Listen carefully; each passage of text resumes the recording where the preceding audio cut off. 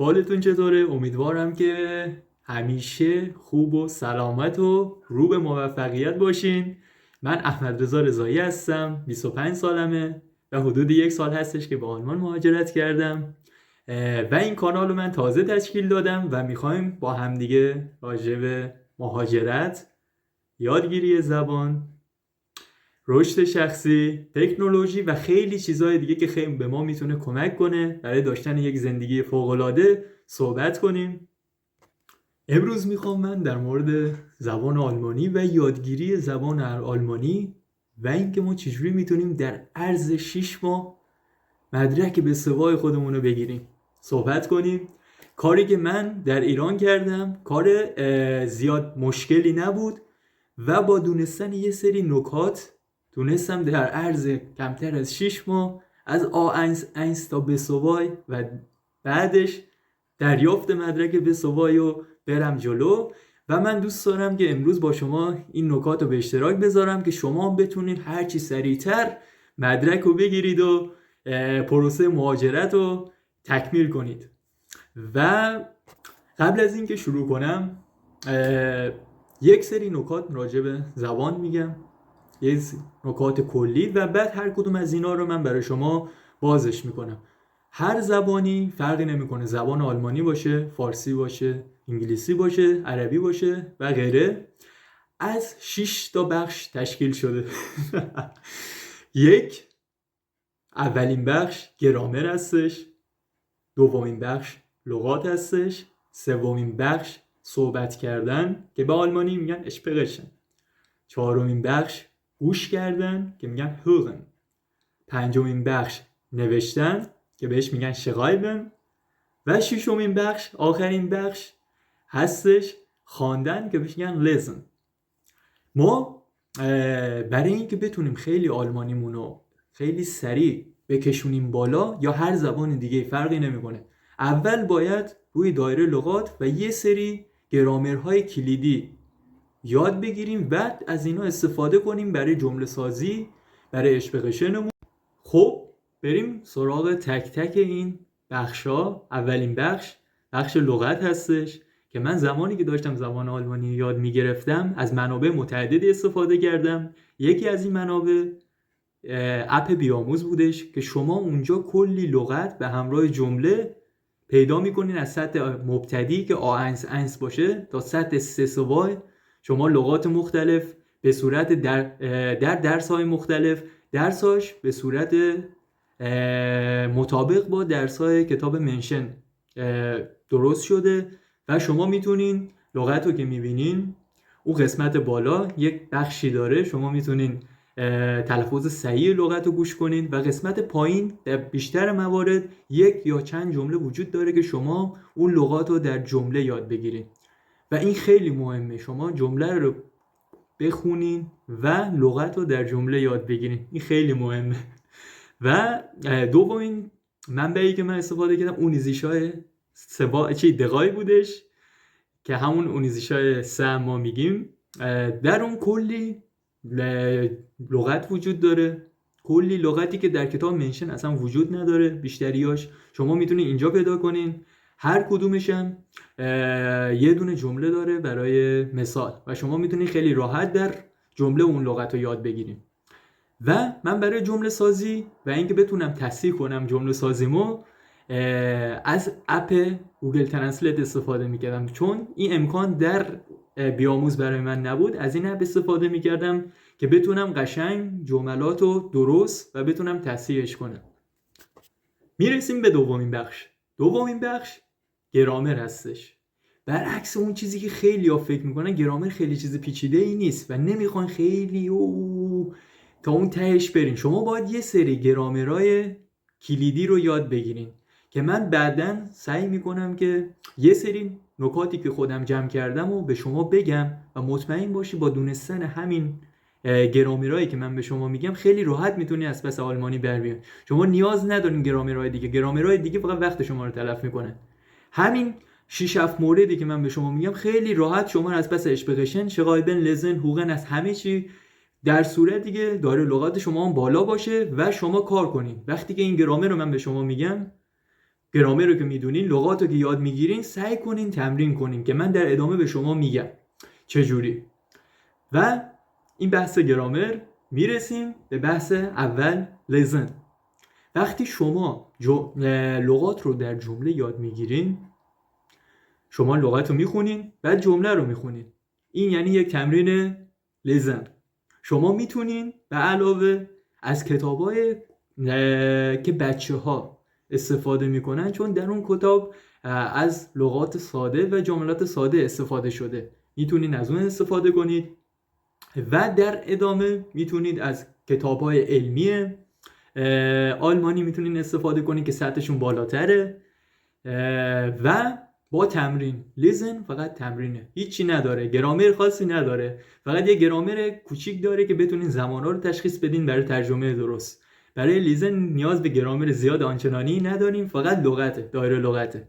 میرسیم به بحث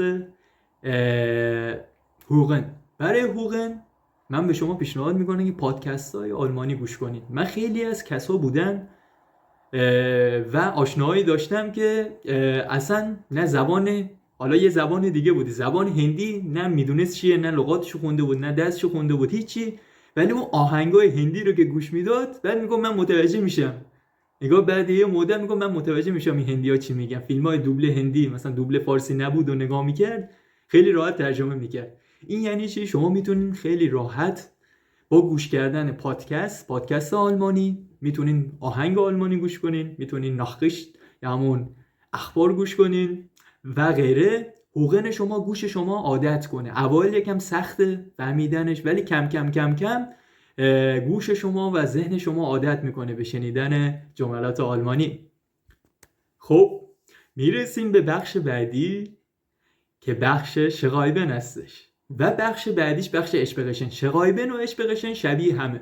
شما باید هم لغات رو بدونین، هم باید گرامر رو بدونید چطور اون لغات رو در جمله استفاده کنید. هم برای شغایبن و هم برای اشپقشن نیاز دارید که شما هم لغات و هم گرامر ساده رو بدونید. یه سری گرامر ساده رو بدونید. برای شغایبن من به شما پیشنهاد میکنم یه سری جملات رو به فارسی که در ذهن شما دارین سعی کنید بعد از یادگیری لغات و گرامر سعی کنید در روز 5 تا 10 تا هر چقدر که در توان شما هست جمله رو به آلمانی برای خودتون بنویسید و بعد ویرایشش کنید، ببینید کجا اشتباه کردین. در طول زمان جوری میشه که خیلی راحت مینویسید و بدون اشتباه. فعل جای خودشه، فاعل جای خودشه، همه اجزای جمله جای خودشه. و برای اشپقشن شما نیاز دارید که صحبت کنید. حالا یا مثل من در آلمان هستین، خیال خیلی راحته، میرین در جامعه صحبت میکنین و خیلی راحت تره حقیقتا. چون من آلمانی که تو ایران یاد گرفته بودم همه چیم اوکی بود، ولی اون دیالکت، لهجه ها و اینا رو من اینجا اومدم و یاد گرفتم. یا میتونین شما یه سری جملات رو مثل شغایبن که به شما گفتم در روز 5 تا جمله 10 تا جمله، ولی هر روز سعی کنید انجام بدید. نه اینکه یک روز مثلا 30 تا جمله فردای انجام، این به درد نمیخوره. همیشه گفتن رهرو آن نیست که گهی تند و گهی خسته رود، رهرو آن است که آهسته و پیوسته رود. همیشه سعی کنید استمرار داشته باشید. این مهم نیست، استمرار مهمترین چیزه. برنامه، حالا من در آینده اگر دوست داشته باشین در مورد برنامه‌ریزی هم به شما میگم در ویدیوهای دیگه. و مهمترین چیز در برنامه‌ریزی اینه که شما استمرار داشته باشید. برنامه‌ای که می‌نویسید در حد تواناییتون باشه، نه اینکه بگین یه چیز سخت. خیلی از بچهای کنکوری من دیدم برنامه‌های سختی مشاوره براشون میذارن، یه هفته عمل میکنن بعد ول میکنن. نمیشه، این راهش نیست. شما حتما باید طبق تواناییتون، و شما اشکال نداره، ایراد نداره یه نفر 100 تا میخونه، اون بحث تواناییشه. شما مثلا نمیتونین 10 تا لغت ولی هر روز بخونید، این خیلی مهمه.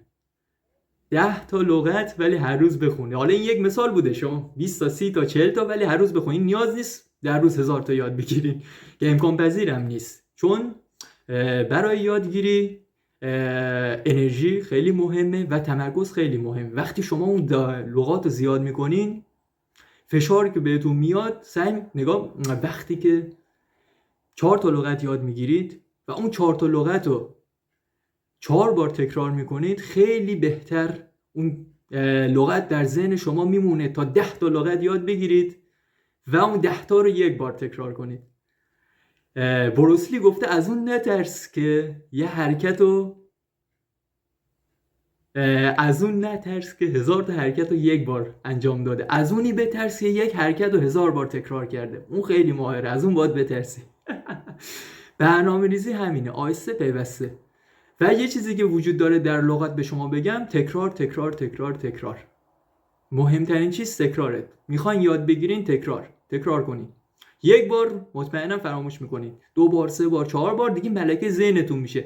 بعد از 10 سال 15 سال میبینی این لغت هنوز یادم. من انگلیسی دوران کنکور میخوندم، الان انگلیسی خیلی قشنگ متوجه میشم، با اینکه اصلا چند سال با انگلیسی هیچ نه خوندم نه ترجمه کردم نه یاد گرفتم، ولی جملات انگلیسی خیلی راحت متوجه میشم.